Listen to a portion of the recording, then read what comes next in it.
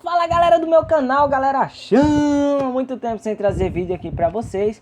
Tô brincando, ontem eu trouxe um vídeo pra vocês aí, a gente tratou um pouco de direito penal e hoje nós vamos adiantar uma matéria e tentar finalizar ela hoje, uma vez que essa matéria é super tranquila e é direito processual penal, que aparece ali somente 10 artigos do Código de Processo Penal. E é super tranquilo mesmo. São coisas assim que até no próprio cotidiano a gente consegue perceber. Na verdade, quem trabalha na área da segurança consegue perceber isso. Então você já vai se acostumando, porque quando você estiver na guarda municipal, você vai ter que conduzir, vai ter que efetuar prisão em flagrante, vai ver que existem obrigações para quem é servidor público, para quem é da área da segurança e faculdade para qualquer outra pessoa da voz de prisão. Então, sem mais delongas, vamos lá. Quem tem a nossa apostila, tá na página 20, a parte de processo penal, direito processual penal. Aí o pessoal me pergunta, direito processual penal não é a mesma coisa de direito penal, não? Não. Um é para os procedimentos, direito processual é para os procedimentos, para o processo. E o Código Penal, ele vai tratar do direito penal em si e dos crimes. Ele se divide em duas partes, que no caso os crimes é o que a gente trabalhou ontem. Tá? Hoje nós vamos trabalhar direito processual penal, que são os procedimentos das coisas do processo penal, entendeu? Quem comete um crime vai ter todo um procedimento para ele poder ir para a jaula, para ele poder ir para a cadeia, para ele poder responder pelo aquele crime. E para isso nós temos o Código de Processo Penal. E a banca cobrou só do artigo 301 até o 310, que trata da prisão em flagrante, tá? Por quê? Porque existem outros tipos de prisão. Qual? Aquela prisão por ordem judicial, em que o juiz determina a prisão como uma medida cautelar, entendeu? Então, a banca cobrou somente a prisão em flagrante. Vamos lá. Quem está com a nossa apostila aí está no artigo 301 na página 20. Página 20 da nossa apostila. Quem não tem pode abrir o Código de Processo Penal, o artigo é o 301. Põe lá no Google. Código de Processo Penal e corre para o artigo 301. O artigo 301 fala o seguinte: qualquer do povo poderá e as autoridades policiais e seus agentes deverão, olha só, qualquer do povo poderá, a faculdade, e as autoridades policiais deverão, obrigatoriedade, prender quem quer que seja encontrado em flagrante delito. Mas o que seria em flagrante delito? A gente vai ver agora no artigo 302. Considera-se flagrante delito quem está cometendo a infração penal. O que é a infração penal? Tanto é crime como contravenção penal. Mas isso interessa para o nosso concurso? Não. Nós só precisamos saber que considera-se flagrante delito essas hipóteses que estão nos incisos do artigo 302, que são 4 hipóteses. A primeira é quem estiver cometendo a infração penal. A segunda é quem acaba de cometer a infração penal. A terceira é quem é perseguido logo após pela autoridade, pelo ofendido ou por qualquer pessoa em situação que se faça presumir ser o autor da infração penal. Ou seja, o cara acabou de furtar aqui, acabou de roubar aqui nessa rua e o povo saiu correndo atrás. Daqui a uns 10 minutos alcançam ele no outro bairro, ele está em flagrante sim. Por quê? Porque ele foi perseguido logo após. Por quem? Por autoridade ou por pessoas. Aqui não fala que é especificamente por autoridade, então toma cuidado que a banca pode colocar que somente aqueles perseguidos por autoridade encontram-se em flagrante delito. Não, qualquer pessoa, que até mesmo ofendida, a vítima daquela pessoa que o perseguiu e conseguiu detê-lo, prendê-lo, ele está em flagrante delito.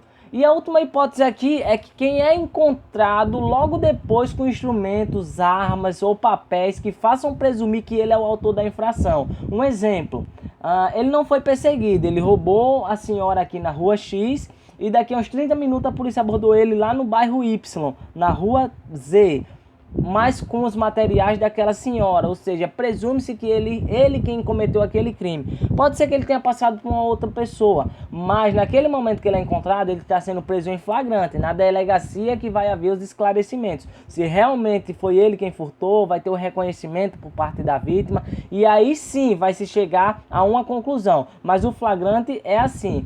Mas não existe outra hipótese de flagrante? Não existe outras hipóteses. Por quê? Porque este rol aqui, ele é taxativo, ele está justamente aqui o que está previsto no artigo 302 do Código de Processo Penal, tá? Já o artigo 303 vai nos dizer o seguinte: nas infrações permanentes, entende-se o agente em flagrante delito enquanto não cessar aí a permanência. O que é que significa dizer?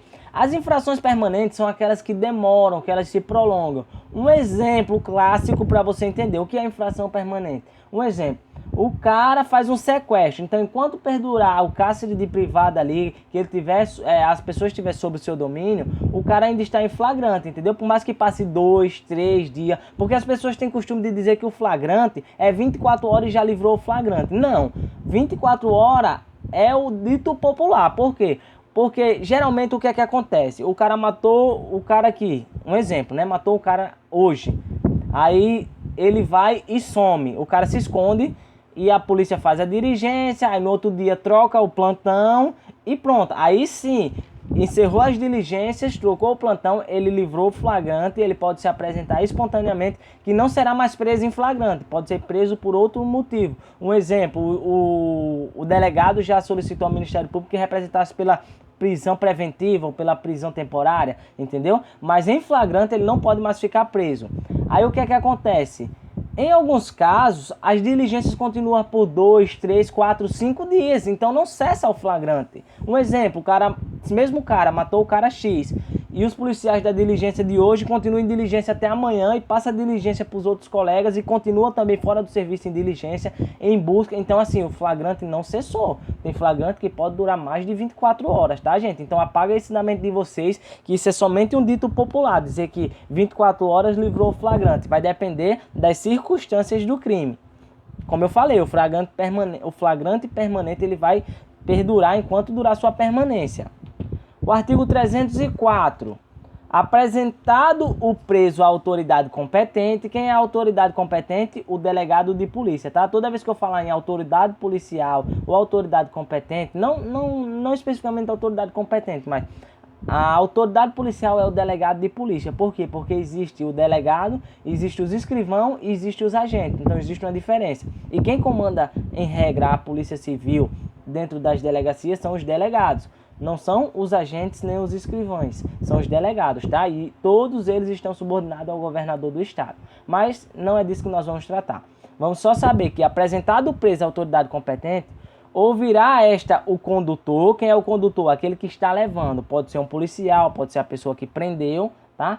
Desde logo, sua assinatura. Então, o delegado ele vai colher a assinatura do condutor, né? Entregando uma cópia do termo do recebimento da entrega do preso e em seguida procederá à oitiva das testemunhas que o acompanharem ao interrogatório do acusado sobre a imputação que lhe é feita, colhendo após cada oitiva seus devidos relatos, né? E suas respectivas assinaturas, lavrando a autoridade ao final o auto de prisão que foi realizado, né? Então o que é que significa dizer isso? Que os policiais da viatura tal prendeu o cara, os guardas municipais ou até mesmo uma pessoa, os guardas municipais prendeu o cara X, aí conduziu ele para a delegacia, apresentou ao delegado, o delegado vai colher a assinatura daquele que está conduzindo o acusado, o guarda municipal. São, um exemplo, 4 guardas. O primeiro guarda que é o condutor da ocorrência, ele vai prestar depoimento, vai assinar, vai receber um termo de entrega, né, do preso, e se tiver testemunha, vão ser ouvidas as testemunhas. Se não tiver, somente o preso será ouvido, terá assinatura e receberá a sua cópia também. Então é justamente isso que o artigo 304 fala. O parágrafo 1º vai nos dizer o seguinte: resultando das respostas fundadas da suspeita contra o conduzido, a autoridade mandará recolhê-lo à prisão, exceto no caso de livrar-se solto de prestar fiança, e prosseguirá nos atos de inquérito do processo para, se for competente, se não for, enviará os autos às autoridades que seja. Isso aqui significa dizer o quê?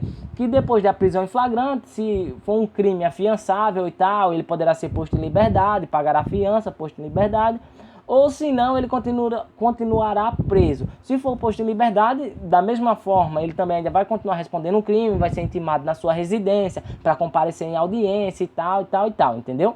O parágrafo 2º vai falar o seguinte: a falta de testemunha da infração não impedirá o autor da prisão em flagrante, né? O autor não, desculpa, gente. O auto de prisão em flagrante significa dizer o quê? Mesmo que não tenha testemunha que tenha presenciado aquele crime, aqui por si só não vai impedir que seja lavrado o auto de prisão em flagrante. o que é que vai acontecer quando não tiver testemunhas? Porque quando tiver testemunhas, segue o rito do parágrafo anterior que eu falei. Todos assinarão, o condutor, as vítimas, as testemunhas, tal, cada um recebe sua cópia. Mas quando não tiver testemunhas, o que é que vai acontecer? Com o condutor deverão assinar pelo menos duas testemunhas, duas pessoas que tenha testemunhado a apresentação do preso à autoridade. Ou seja, não é ter testemunhado o crime, é ter testemunhado a entrega do preso, a apresentação do preso ao delegado de polícia, entendeu? Então, digamos que tem duas pessoas registrando boletim de ocorrência na delegacia e a guarda municipal chega com o cara preso. E daí não tem testemunha, mas tem aquelas duas pessoas que estavam lá, por acaso, resolvendo seus problemas, né, fazendo seu boletim de ocorrência, presenciam a entrega e eles podem assinar ali como se fosse testemunhas da entrega do preso, entendeu? Aí sim estará preenchido todos os requisitos para a lavatura do auto de prisão em flagrante. Parágrafo 3º vai dizer que quando o acusado se recusar a assinar ou não souber ou não puder fazê-lo, o auto de prisão em flagrante será assinado por duas testemunhas que tenham ouvido a sua leitura na presença do acusado, entendeu? Então, se o acusado é analfabeto, ele não sabe assinar, se por algum motivo ele não consegue assinar, outras duas testemunhas irão assinar por ele. Mas em que caso? Em caso que ele não puder assinar. Se ele puder assinar, tudo tranquilo, já se termina ali a lavatura do auto de prisão em flagrante, entendeu? O parágrafo 3º vai dizer: da lavratura do auto de prisão em flagrante deverá constar as informações sobre a existência de filhos. Olha isso aqui foi questão de prova para a guarda municipal já. Da lavratura do auto de prisão em flagrante deverá constar informação sobre a existência de filhos, as respectivas idades e se possui alguma deficiência, o nome e o contato de eventual responsável para cuidar dos filhos indicado pela pessoa presa. Então isso aqui é super importante. Por quê? Porque nunca você vai imaginar que um cara que foi preso tem que no auto da prisão daquele cara tem que constar ali o nome dos filhos, se ele tem alguma deficiência, alguma coisa. Isso aqui foi questão de prova, tá, gente? Então assim, é só fazer a leitura da lei, é super tranquilo de entender.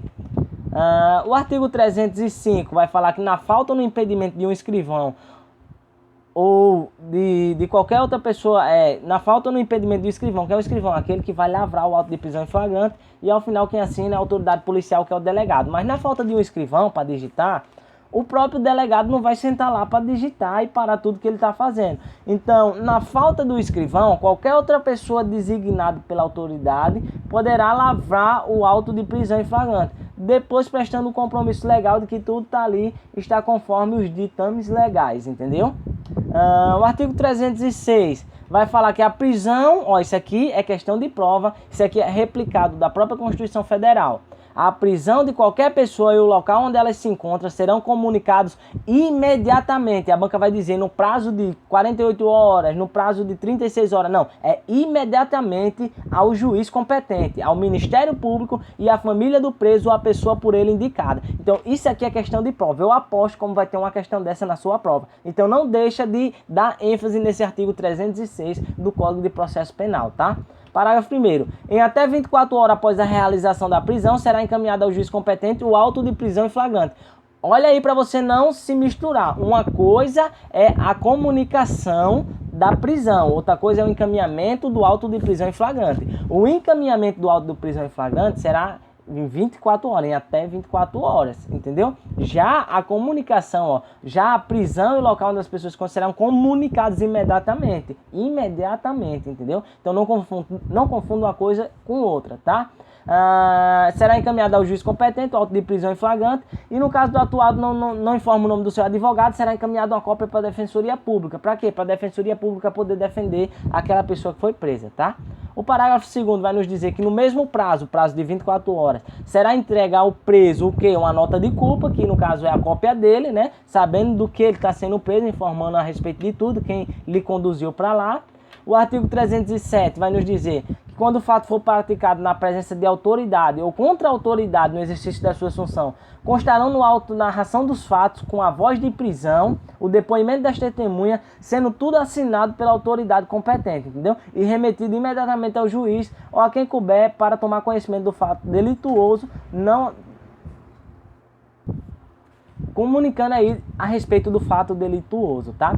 O O artigo 308 vai falar que não havendo autoridade no lugar em que seja efetuada a prisão, o preso será apresentado no lugar mais próximo. O que é que significa dizer isso? Dizendo que se não tem uma delegacia no município X, ao lado do município Z tem, então conduz para lá, entendeu? Por mais que ele tenha sido cometido um crime no lugar Y, mas se ele foi preso no lugar X e lá não tem delegacia, corre para o município mais próximo, tá? Para o local mais próximo, não é onde ele cometeu o crime, é para o local mais próximo, tá?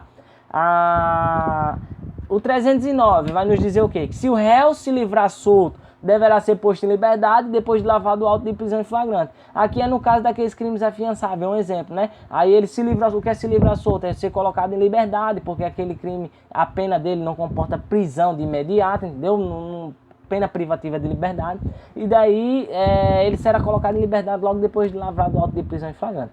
E por último, nosso querido artigo 310, que você vai ler e vai colocar aqui no comentário se teve alguma dúvida do artigo 310.